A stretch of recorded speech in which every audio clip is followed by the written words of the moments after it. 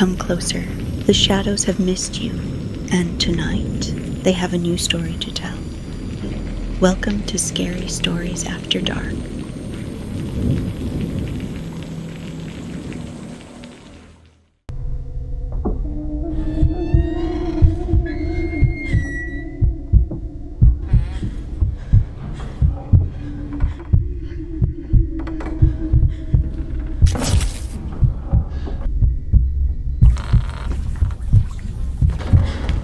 Hello?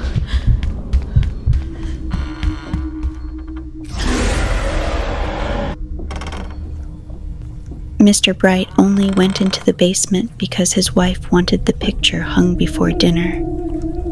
That was all. One crooked frame above the living room mantel, one missing hammer, one quick trip downstairs.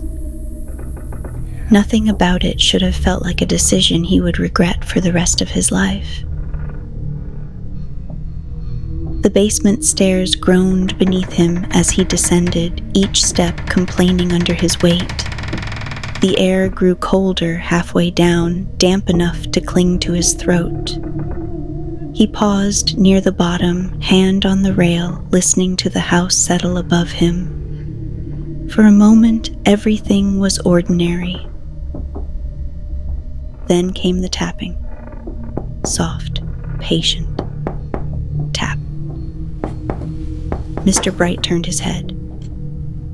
The sound had come from the far wall, where an old wooden shelf sagged beneath paint cans, rusted tools, and boxes they had never bothered to unpack.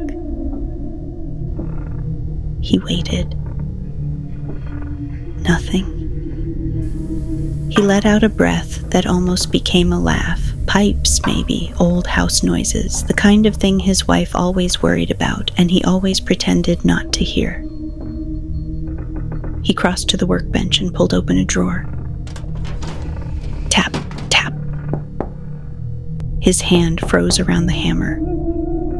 This time the sound was clearer. Not from the pipes, not from the ceiling. From behind the shelf. Mr. Bright turned slowly, the hammer hanging loose in his grip. The basement light flickered once, buzzing like a trapped insect. Shadows jumped across the walls. Hello? The tapping stopped. That was worse.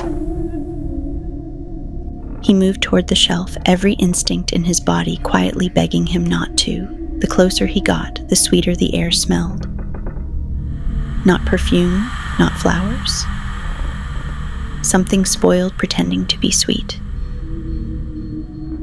He set the hammer down and dragged the shelf aside. Wood scraped concrete. Behind it, hidden in the wall, was a door, narrow, old, painted the same dead gray as the basement walls. Mr. Bright stared at it, his mouth suddenly dry. There was no handle, only a small keyhole. Then something tapped from the other side, 3 times, right where his face was.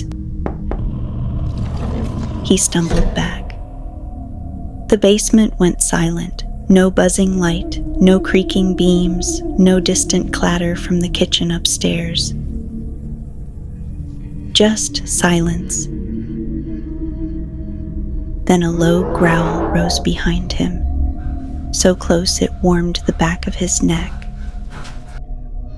Upstairs, Mrs. Bright was stirring sauce on the stove when her husband screamed. The spoon slipped from her hand. Then the lights went out.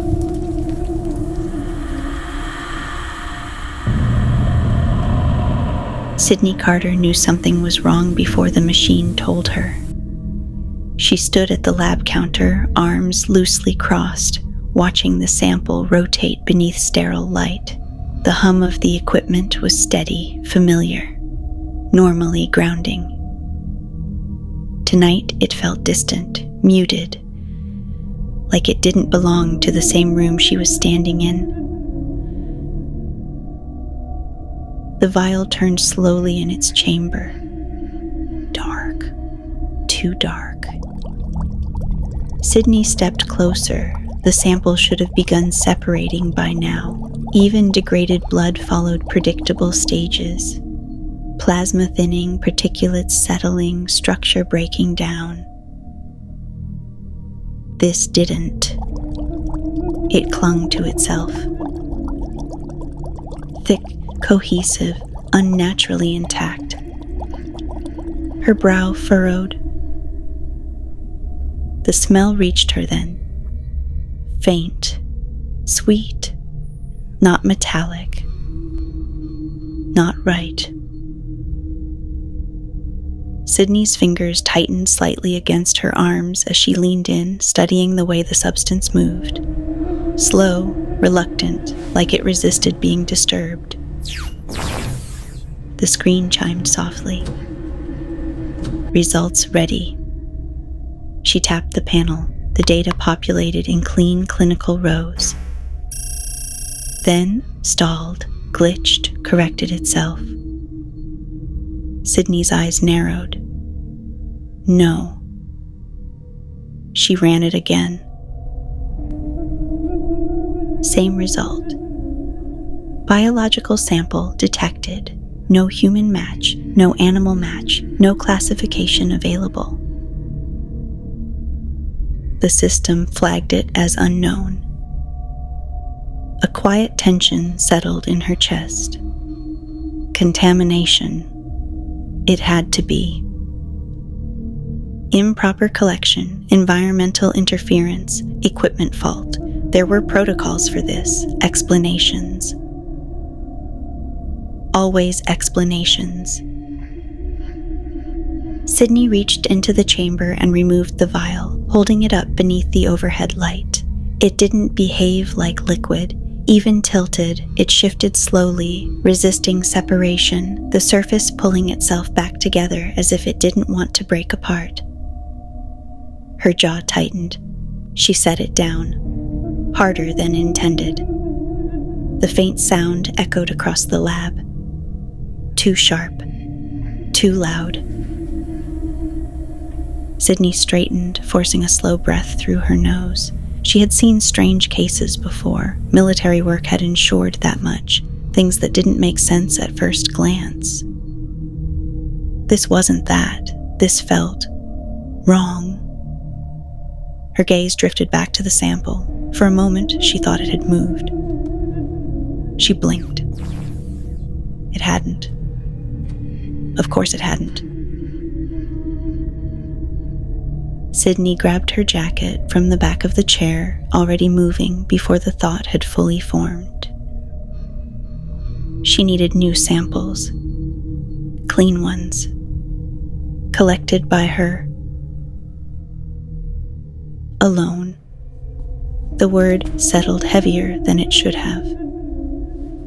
She ignored it. The lab door shut behind her with a soft click. Outside, the air was colder than she expected.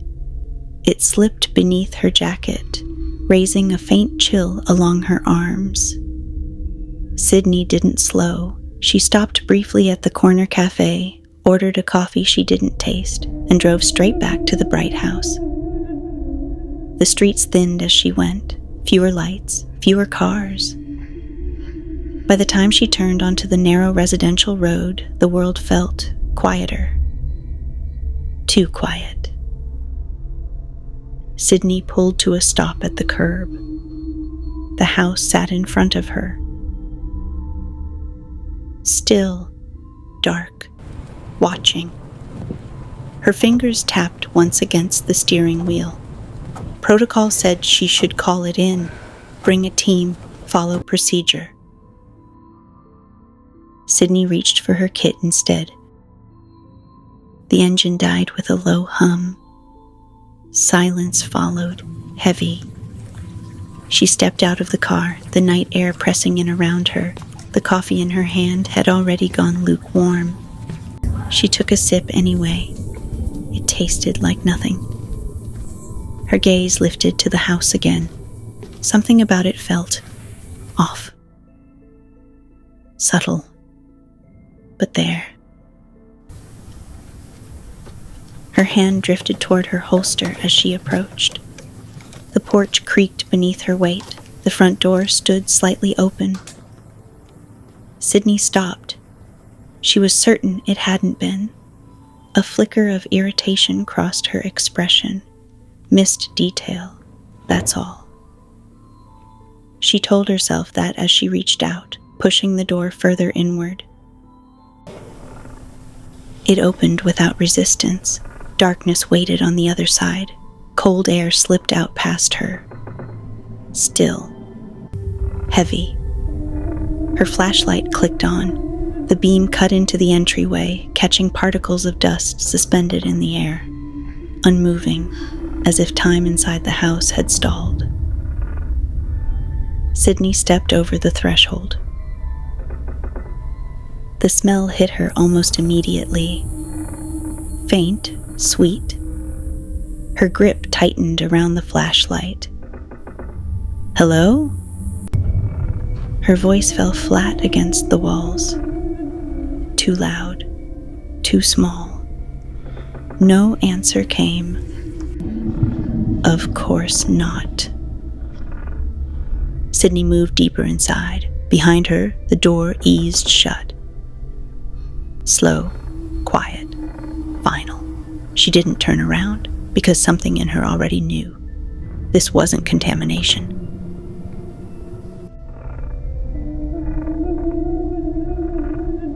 Sydney Carter knew the difference between empty and quiet. Empty spaces echoed. They carried sound, softened it, returned it. This house didn't. It swallowed it whole.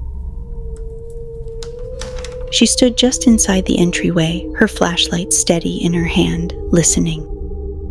Nothing answered her.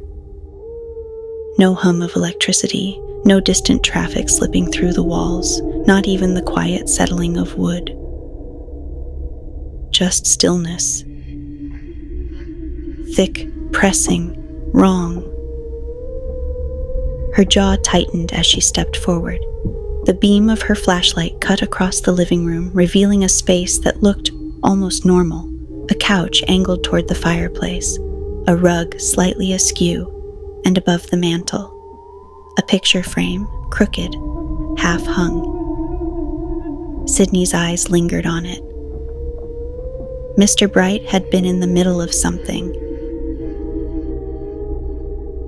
She exhaled slowly and moved closer. The floor told a different story. Dark stains spread across the wood in uneven patches, dull and thick where they had dried, or tried to. The smell hit her stronger here, sweet, cloying, rotting beneath it. Her fingers tightened slightly around the flashlight as she crouched, setting her kit beside her. She worked quickly, efficiently. Swab, seal, label. Routine, control. The sample resisted, only slightly, but enough for her to notice. Sydney paused, then forced herself to continue. Her light flickered. Once, twice, then steadied. She didn't move right away. Slowly, she lifted her gaze toward the hallway. Long, narrow, too dark, the beam didn't reach the end. It should have. She rose to her feet, her free hand drifting instinctively toward her holster. A sound reached her. Faint, somewhere deeper in the house. Not footsteps, not quite. More like something shifting its weight. Sydney tilted her head, listening harder. Silence followed. Of course it did. She stepped into the hallway anyway. The floor creaked sharply beneath her boots, the sound cutting too loud through the stillness. She paused, waited. Nothing answered. she kept moving. The hallway stretched farther than it should have. Sydney knew that immediately. From the outside, the house hadn't looked this deep, but the beam of her flashlight faded into darkness long before it should have reached the end. Her grip tightened. She didn't slow down. Halfway down, she noticed the door, slightly ajar, paint chipped along the edges. She nudged it open. The hinges didn't make a sound. Bedroom. Small. Bare. The bed sat low against the wall, sheets twisted as if someone had left in a hurry or been pulled out of them. Sydney stepped inside. Her flashlight swept the floor and stopped. A box sat near the foot of the bed. Floral, clean, completely out of place. Her expression hardened slightly, too deliberate, too obvious. She approached anyway. Kneeling in front of it, she studied the lock. 4 rotating digits. She didn't touch it yet. Instead, she scanned the room. Nightstand, drawer half open. She pulled it wider. Empty. No personal items, no clutter, nothing that suggested anyone had lived here at all. Her gaze shifted to the wall. Scratches. Faint. Grouped unevenly. Sydney leaned closer, angling the flashlight. Numbers, carved shallow into the paint. 0, 6, 1, 2. Her pulse ticked once, steady but sharper now. She glanced back at the box, then at the doorway. Still open, still dark. She reached forward and turned the first dial. Click. The sound snapped through the room. Too loud. She stilled, listened. Nothing. Second dial. Click. This time something answered, a shift in the hallway. Subtle, but there. Sydney didn't look. Third number. Click. The air thickened. Her breathing slowed, controlled, deliberate. Final digit. She hesitated because suddenly the room didn't feel empty anymore. Behind her, the floor creaked. Closer. Sydney turned the last dial. Click. The box opened. The overhead light flickered violently. Sydney turned sharply toward the doorway. The hallway outside looked longer. Not slightly. Impossible. Her stomach tightened. The bedroom door she'd entered through now sat far down the corridor, barely visible in the dimness. "That's not possible," she whispered. A low groan rolled through the walls beneath her feet. The house shifted. Not metaphorically. Physically. Wood strained somewhere deep inside the structure as the hallway slowly narrowed inward. Then came the sound. A distant metallic slam echoing from somewhere below her. The basement. Sydney stared at the impossible stretch of hallway and understood. The house she entered was not the house she was standing in now. At the same moment, something exhaled from the doorway behind her. Low, slow, deliberate. Sydney didn't turn around.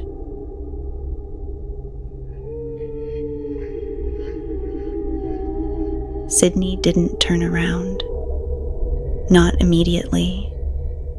The breath behind her was still there, faint, lingering in the doorway like something had just stepped back out of sight. She let the silence stretch, counted it. 1, 2, 3. Nothing followed. Slowly, she reached into the box. Her fingers brushed against something cold. Metal. She pulled it out. A key. Small, old, darkened with age, except for the teeth, which gleamed faintly as if they had been used more recently than the rest of it. Sydney studied it for half a second, then stood. The doorway behind her was empty. The hallway beyond stretched long and still, the darkness undisturbed. Her jaw tightened. She stepped past the threshold. The air in the hallway felt different now. Thicker, heavier, like the house had shifted while she wasn't looking. Sydney didn't question that thought. She didn't want to. Instead, she moved forward, the beam of her flashlight cutting a narrow path ahead. The light didn't reach as far as it had before. It should have. Her grip tightened. A faint sound echoed somewhere ahead, not behind her this time. In front, a soft scrape. Sydney followed it. Careful, controlled, each step deliberate. The hallway curved slightly to the right. It hadn't done that before. She stopped, looked back. The way behind her was still there, but shorter. The distance to the bedroom felt compressed, as if the house had pulled it closer. Her pulse ticked once. Sydney turned forward again. Noted, she muttered under her breath. Her voice sounded steadier than she felt. She moved on. The scrape came again, closer now. Her light swept across the wall and caught her reflection. Sydney froze. A mirror hung where there hadn't been one before. Tall, narrow, its surface slightly warped like old glass. Her reflection stared back at her, flashlight raised, expression tight. But something about it was off. Sydney tilted her head slightly. The reflection followed. A second too late. Her stomach dropped. She straightened. The reflection corrected itself instantly. Perfect. Normal. Sydney stepped closer. The glass rippled faintly, like something moving beneath the surface. She stopped just short of touching it. Her breath fogged the mirror. The reflection didn't match. It stood still, unblinking. Sydney's pulse climbed. Slowly, she lowered the flashlight beam. In the reflection, the light didn't move. It stayed fixed, pointing past her shoulder into the darkness behind her. Sydney didn't turn. Not yet. Instead, her eyes lifted, locking onto her reflection's gaze, watching where it was looking. Her throat tightened. "Not real," she whispered. The reflection smiled. Just slightly. Something moved behind her. Fast. Sydney spun. The hallway was empty. Her light cut through the darkness. Nothing. No movement. No shape. No sound. Her breathing had picked up now, shallow but controlled, when she turned back to the mirror. It was gone. Just wall, bare, as if it had never been there at all. Sydney stood there for a moment, her pulse steadying by force. Then, click. The sound came from further down the hall. A door unlocking. She looked toward it. At the far end, barely visible in the dim, a door now stood slightly open. It hadn't been before. Sydney exhaled slowly. The key, she hadn't used it, yet the door had opened anyway. Her grip tightened around the metal. "This place doesn't react to what I do," she murmured.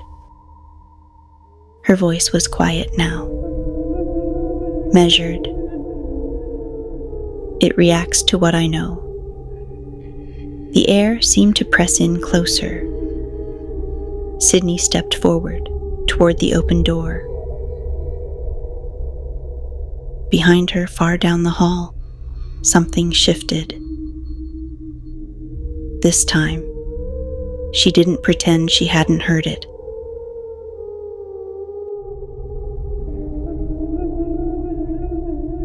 Sydney crossed the threshold slowly. The door gave way without resistance, opening into a room that felt different. Not cleaner, not safer, just quieter. The air inside carried a stale stillness, thicker than the hallway, as if it hadn't been disturbed in years. Her flashlight swept across the space and stopped. Photos.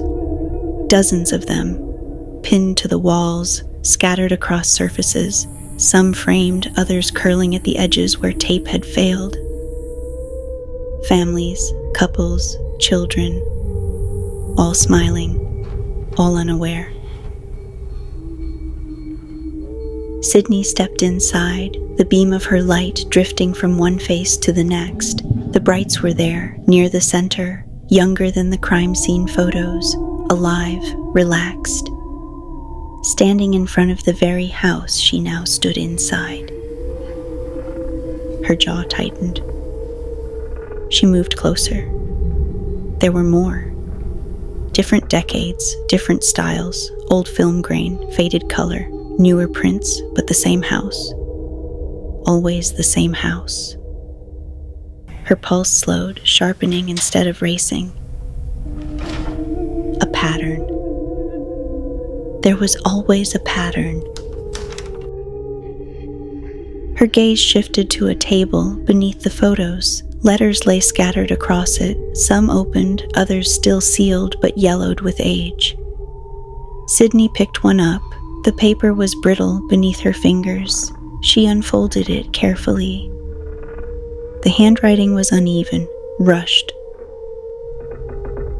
"We hear it at night now. It started in the walls. We thought it was the pipes, but it's not the pipes. It knows when we listen." Sydney's eyes moved faster.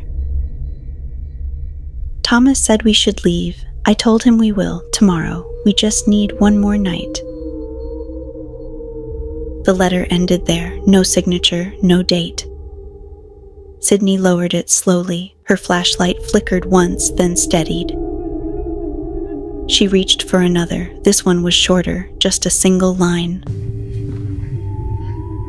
"Don't open the door behind the shelf." Her fingers stilled. The basement. Mr. Bright. Sydney's gaze lifted, scanning the walls again. The photos felt different now, less like memories, more like records. Her light passed over one near the edge and stopped. Sydney stepped closer. It was older than the others, black and white, the image slightly blurred from age. A family of 3, a man, a woman, and between them, a little girl. Sydney's breath slowed. There was something about the girl, something that didn't sit right, not fear, not exactly. Awareness. The child's eyes didn't match the smile on her face. They looked tired, too aware of the camera, of the moment, of something behind it. Sydney leaned closer. The edges of the photo curled inward, worn from time. Her reflection ghosted faintly across the surface.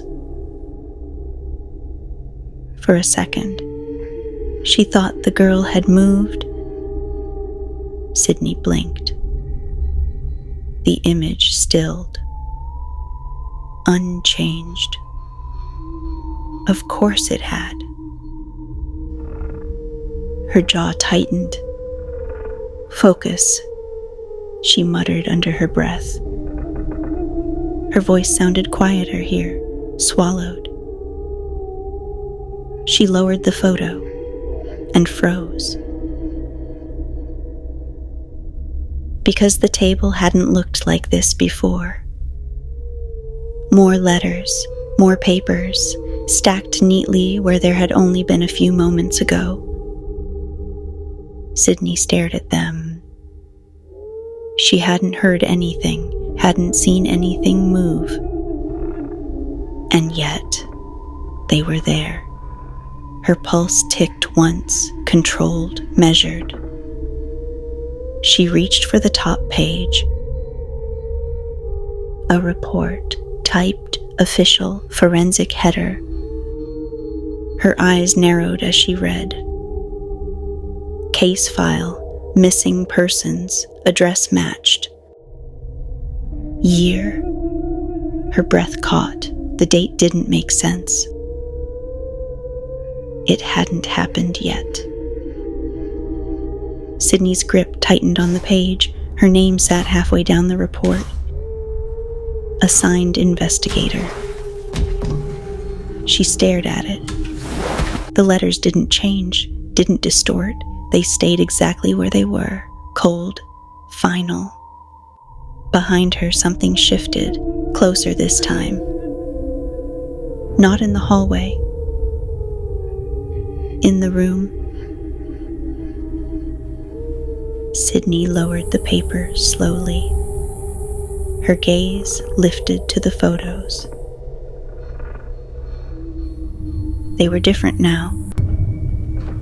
Barely, but enough. Some faces had shifted, expressions slightly wrong, eyes no longer looking at the camera, but past it, toward her. The air thickened, the smell sharpened. Sweet, rotting, and beneath it, fresh. Sydney exhaled slowly, forcing control back into her breathing. "This isn't a record," she said quietly. Her voice felt small in the room. "It's a collection." The floor creaked behind her, right at the edge of her light. Sydney didn't turn, not immediately, because now she understood something she hadn't before. The house didn't just remember. It curated. And it wasn't finished with her yet.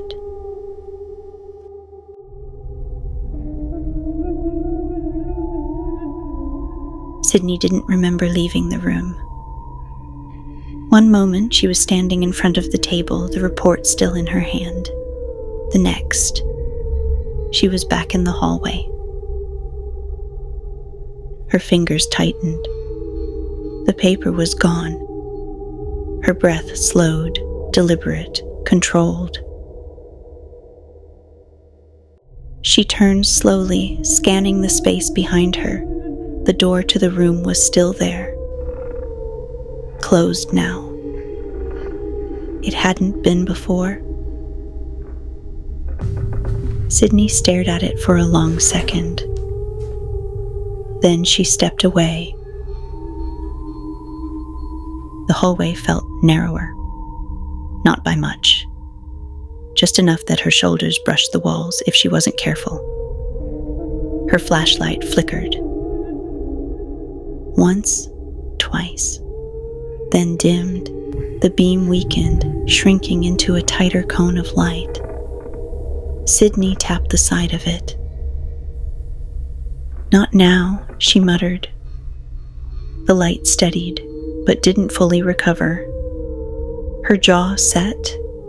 Everything in this place was deliberate, even the failures. She moved forward. The floor shifted under her weight. Not loose, not unstable, just different. As if the material had changed. Wood to something softer. Something that didn't quite sound right beneath her boots.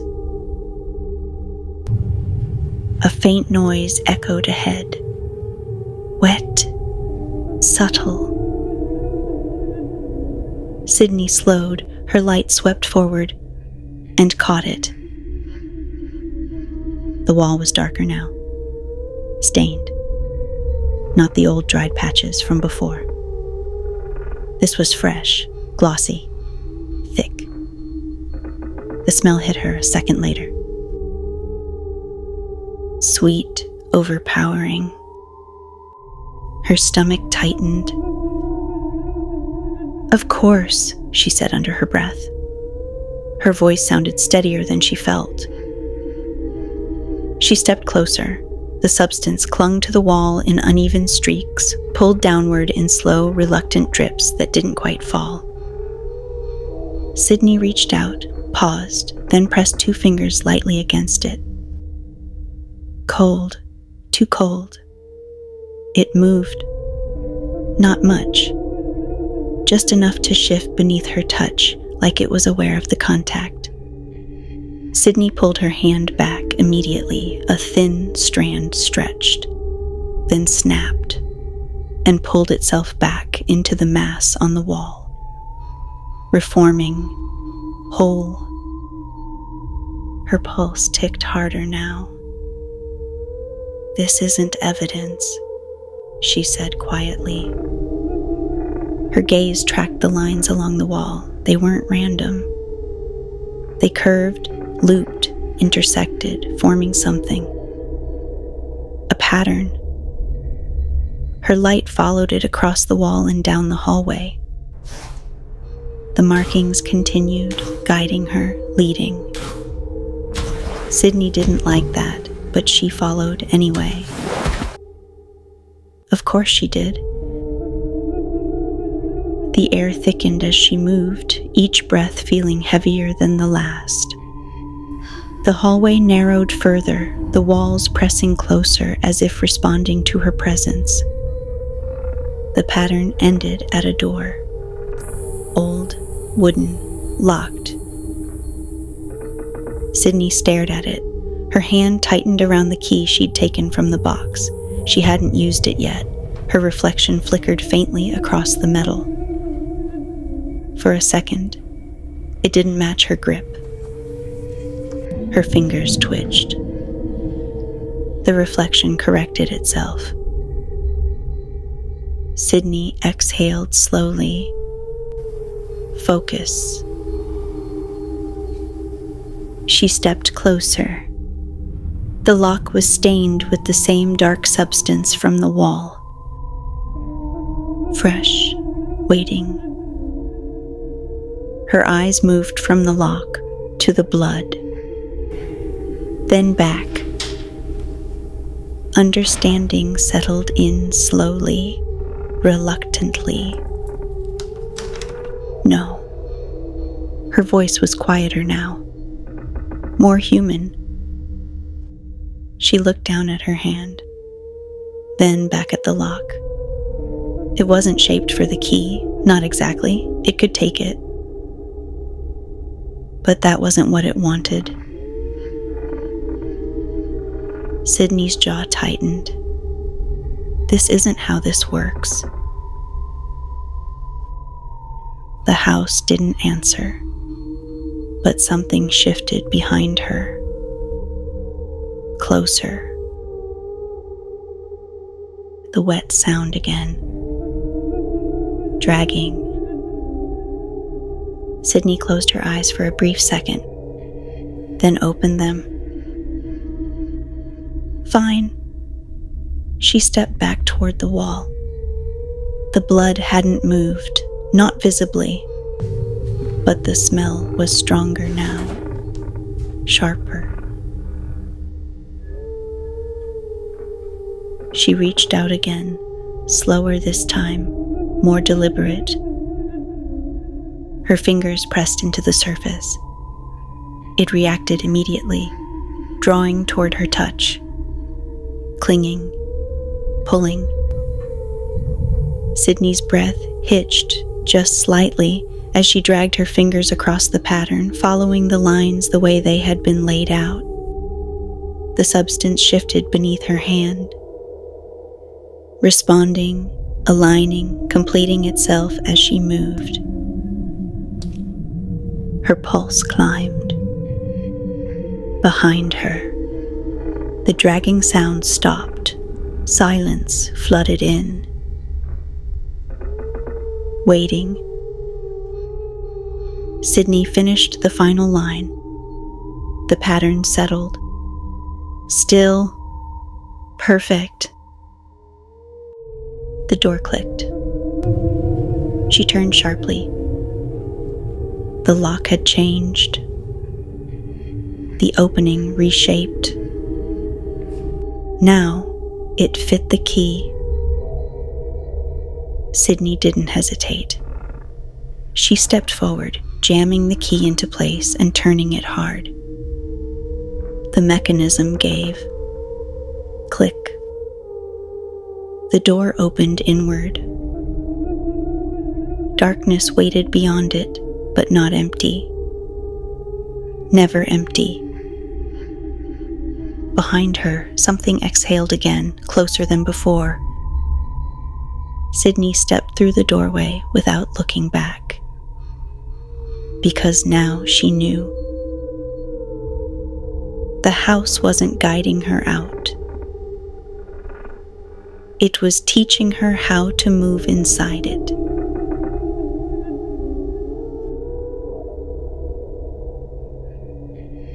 Sydney didn't slow as she stepped through the doorway. The air changed immediately.